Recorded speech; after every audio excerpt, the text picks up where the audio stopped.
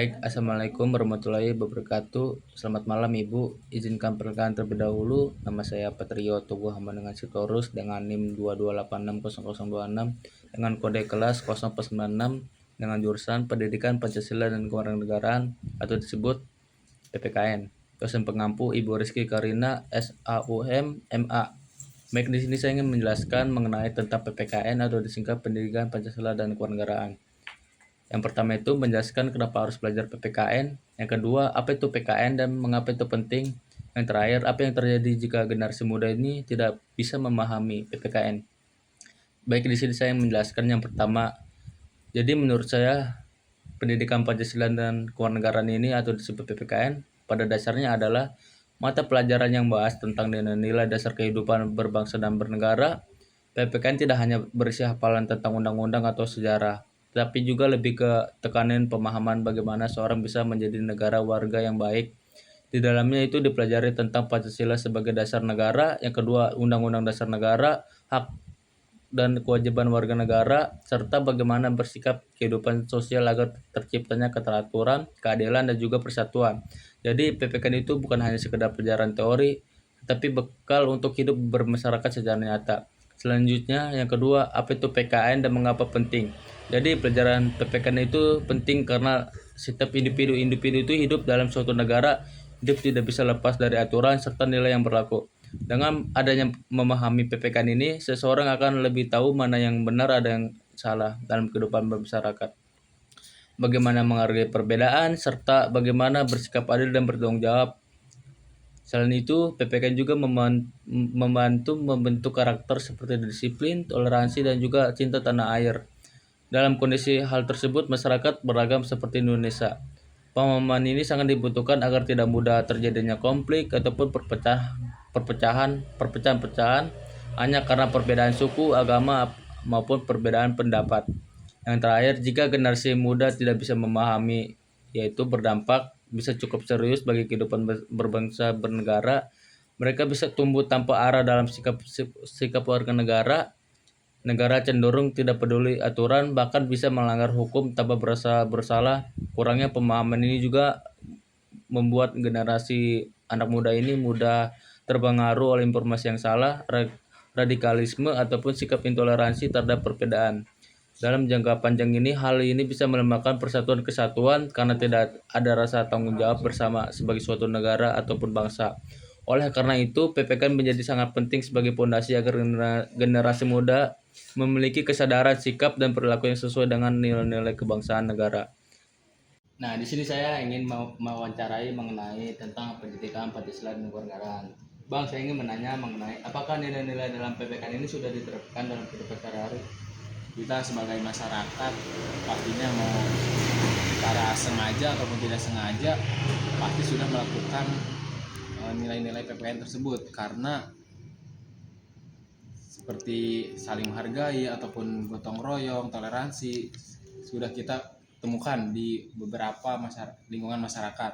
Tapi ya namanya juga manusia, tidak luput dari akan kesalahan. Ada juga yang masih belum menerapkannya gitu.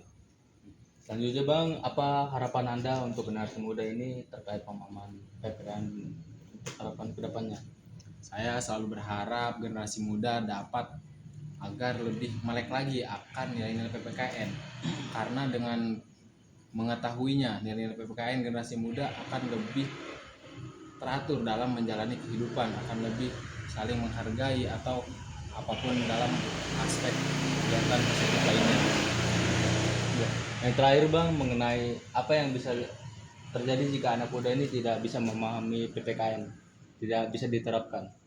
Nah, jika generasi muda tidak bisa menerapkan nilai-nilai PPKN, seperti yang kita ketahui sendiri bahwa nilai PPKN itu terdapat hukum-hukum atau apapun itu. Nah, jika generasi muda tidak dapat menerapkannya, pastinya kehidupan akan jadi lebih kacau karena mereka tidak tahu akan nilai disiplin ataupun apapun itu yang diterapkan di nilai PPKN.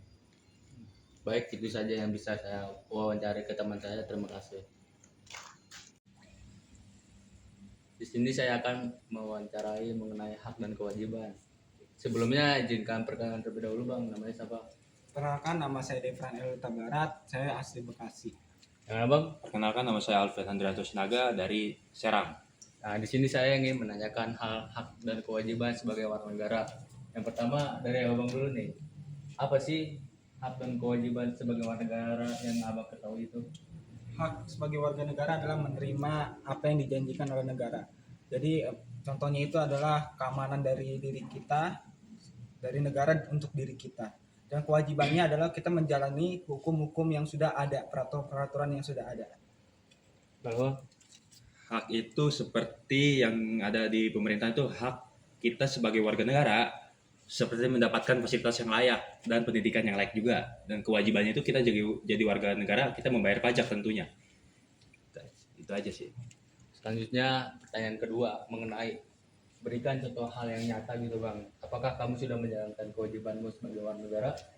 Contoh nyatanya ya sudah, karena saya menaati apa yang ada di peraturan perundang-undangan. Contohnya itu mulai dari kita naik motor jalan-jalan, contohnya ke jalan-jalan, kita menaati peraturan dan memakai helm serta keamanan dari motornya kita tersebut.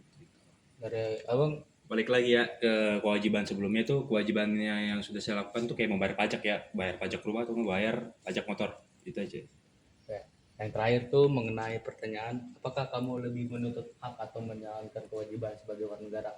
Kalau saya lebih memilih kewajiban terlebih dahulu, karena menurut saya kalau kita menuntut hak itu tapi kita belum menjalankan kewajibannya, menurut saya itu nggak habis pikir gitu, nggak masuk ke logika.